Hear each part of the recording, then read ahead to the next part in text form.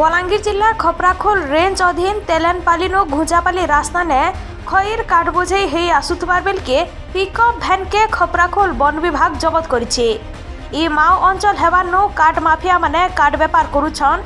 माओ अंचल ने रातिर बेलके प्रशासन एकला जीवार लागी साहस करि नै पारबार।